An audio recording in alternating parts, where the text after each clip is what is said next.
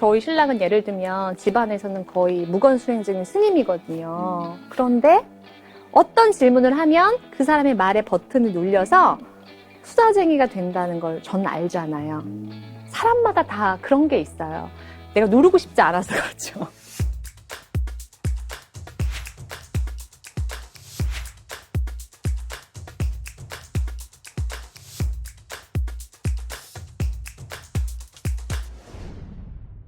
부부싸움이 없는 사람들은, 그러니까 제가 감정에도 유형이 있다고 말씀드렸거든요. 폭포수형이 있고 호수형이 있고 수도꼭지형이 있어요. 그러니까 예상하시겠지만 폭포수는 그냥 앞뒤가 같아요. 속에 있는 말을 그냥. 네, 근데 호수형은 속을 알 수가 없는 거예요. 아, 호수가 깊군요. 네, 근데 왜 우리 근교에 있는 호숫가에 가보면 악취나는 거 아시죠? 아, 그렇죠. 속이 썩었어요. 썩어서. 수도꼭지형은 조절하는 건데 싸움이 없다고 하는 것은 두 분 다 호수형일 가능성이 높아요. 그래서 따로따로 얘기하다 보면 눈물 없이 또 들을 수가 없어요. 네, 그래서 싸움이 없는 게 건강한 것이 아니라 부정적인 감정들을 욕구로 표현하는 연습이 부부 관계에서는 제일 중요한 것 같아요. 그래도 내가 입에서 이미 후회할 말이 대방출됐을 때 맞아. 네. 욱했을 때. 그럼 어쩔 수 없잖아요. 저도 마찬가지로 이렇게 했을 때 두 가지. 하나는 화가 났더라도 다시 좀 돌아왔으면 좋겠어요. 그러니까 내가 욱하고 조금 지나서 요건 좀 내가 심했다라는 생각이 드는데 이미 화가 나서 그냥 못 돌아올 길을 떠나시는 분이 있거든요. 그럴 때도 제가 바로 이제 사과한 것처럼 잠깐만 내가 그건 너무 심한 것 같네. 내가 그렇게 표현하려던 건 아니었어. 그리고 왜 사람이 마음에 5% 10%의 틈이 있어야 누구를 받아줄 수 있거든요. 그러니까 내가 아무리 안전운전 한다고 사고가 안 일어나는 게 아니잖아요. 와서 들이받으면 소용없는 것처럼 일상에서도 내가 조금 5% 10% 비워놔야 언제 어디서 터질지 모르는 사고에서 폭발하지 않거든요. 그래서 내 삶에서 이런 게 부족했구나. 이걸 어떻게 해야 되지? 이렇게 화에 대해서 이거에 대해서 몰라 이렇게 하지 마시고 들여다보고 너 왜 그랬니? 너 누구니? 이런 마음으로 우리가 화를 좀 데리고 살면 좋겠다라는 생각이 들어요. 이거 금방 바뀌지 않잖아요. 제가 부부관계에서 이렇게 대화 연습을 하다 보면 나는 왜 이렇게 하는데 노력하는데 너는 왜 이렇게 안 변하냐. 네, 이런 비난이랄까요? 그런 걸 좀 많이 하시는데 기껏 너 생각해서 내가 말했는데 기껏 내가 시간 내서 너한테 한 말씀 좋은 말씀 해줬는데 오히려 관계에는 악 영향을 미치는 말하기가 많거든요. 저는 그런 고민을 가지신 분들에게는 딱 하나, 말의 양을 좀 줄이시라. 나는 오늘 1시간의 대화에서 몇 프로나 말했는가를 꼭 한번 생각해 보시면 좋겠어요. 그걸 말의 점유율이라고 부르는데 점유율을 좀 낮추셔야 돼요. 그러면 점유율을 낮추면서도 고퀄의 질을 올려야 돼요. 네, 대화를 하시기 위해서 필요한 기술은 질문입니다. 네, 질문이요. 말하기 기술의 핵심은 질문이군요. 네, 그래야 질문을 일단 잘하면 크게는 두 가지. 하나는 내가 너한테 관심이 있다, 너를 돕고 싶다라는 마음이 아주 적극적으로 전달되는 말하기 기술이고요. 두 번째는 질문의 역할은 바구니의 역할을 합니다. 바구니요. 그러니까 우리가 이야기를 할 때 질문을 해서 바구니를 마련해 주잖아요. 그럼 본인이 갖고 있는 수많은 생각들이나 복잡한 감정들을 그 안에 분류해서 넣는 거예요. 그러니까 대화가 끝나면 뭔가 개운해요. 현실은 바뀐 게 없고 뭔가 이 사람이 나한테 딱히 해준 건 없고 말도 많이 안 한 것 같은데 내가 뭔가 돌아가는 길에 마음이 가뿐하고 이런 사람이 있으니까 내 삶이 참 괜찮네. 이런 마음을 가질 수 있는 것이 질문이거든요. 근데 제가 만나본 바로는 질문을 많이 어려워하세요. 질문에 아픈 기억이 있어서 그렇거든요. 그래서 누가 했어? 이거 누구 잘못이야? 어떻게 할 건데? 이런 질문만 받다 보니까 질문이 바구니로 쓰이지 못하고 그 사람을 재는 척도로 자꾸 쓰인 경험이 있어요. 질문 받으면 저 사람이 원하는 게 뭐지? 이렇게 고민하게 되는 거죠. 그런데 우리가 반드시 생각해 봐야 될 거는 내가 많이 말해준다고 저 사람한테 도움 절대 안 돼요. 이거 우리가 가진 착각이거든요. 내가 어떤 경험이나 조언이나 진리를 알려준다고 해서 저 사람이 네 감사합니다 받지 않아요. 상사가 선배면 네 좋은 말씀 감사합니다라고는 있지만 머릿속으로는 그건 네 사정이고요. 이렇게 되는 거거든요. 우리가 왜 이런 책에도 밑줄 긋잖아요. 근데 밑줄 그을 때 엄청 새로운 지식이나 정보에 막 밑줄 긋는 게 아니에요. 그것보다는 내 마음이 공감되는 거, 내가 오케이 한 것에 우리가 밑줄을 걷거든요. 말도 마찬가지예요. 많이 주는 것이 아니라 그 사람이 본인의 생각을 꺼내서 정리할 수 있도록 안전한 질문을 해야 되는 거죠. 네, 그 상대가 나 지금 테스트하는 거야? 그렇죠. 나 지금 확인하는 거야? 라고 느끼지 않도록. 제가 예를 한번 들어볼게요. 제가요, 오랫동안 허리병이 있어요. 디스크가 되게 심해가지고 허리가 아파요. 이게 애들 키우고 일하려니까 쉽지가 않아요. 어떨 땐 눈물까지 나는데 어떻게 해야 돼요? 이렇게 이야기를 하거든요. 그러면 거기 있는 학습자들이 어떤 반응이 나올까요?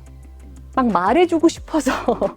그래서 여태까지 써온 본인의 운동법, 침요법, 각종 여러 가지 정보를 주시는데 방금 말씀드린 것처럼 도움이 별로 안 된다는 거죠. 이미 제가 많이 해봤고, 그리고 새로운 방법이라 할지라도 제가 원치 않으면 그건 저한테 필요한 이야기가 아니니까요.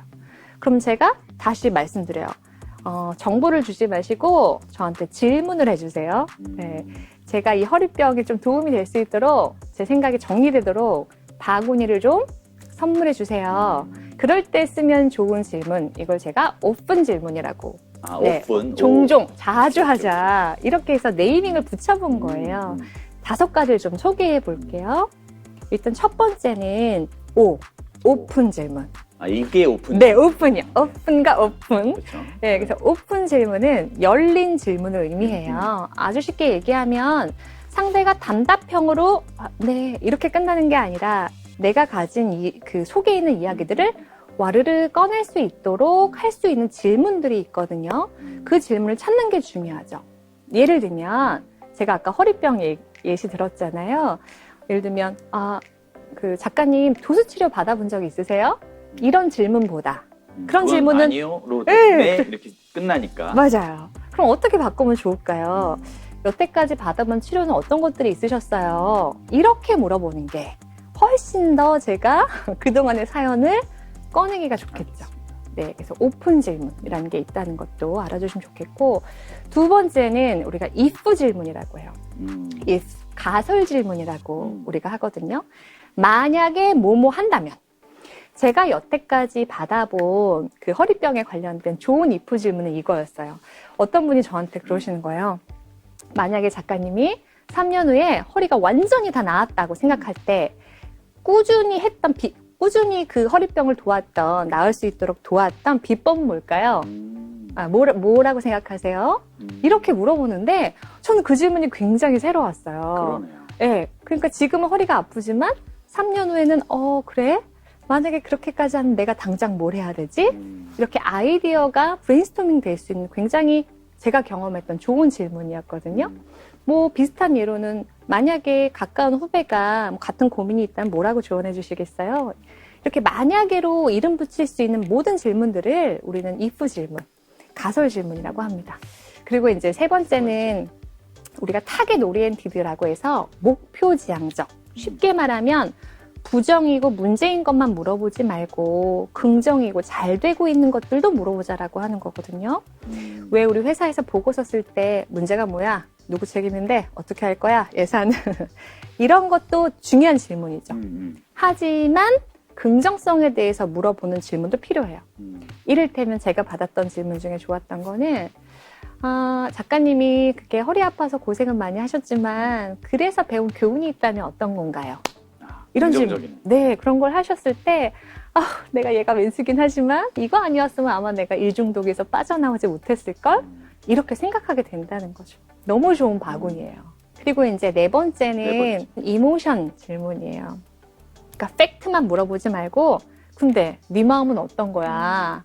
그렇게 해결책도 좋은데 네 마음은 괜찮니? 이렇게 물어봐주고 네 속마음은 어떤 건데 이렇게 해서 마음에 대해서 물어보는 질문을 꼭 해주자. 네, 그게 이모션 질문이고요. 이제 마지막 질문은 뉴트럴 질문을 해주는 거예요. 그러니까 나쁜 질문이라고 딱히는 없는데 절대 하지 말아야 될 질문이 하나 있다면 그건 유도 질문이거든요. 그러니까 이런 거 있잖아요.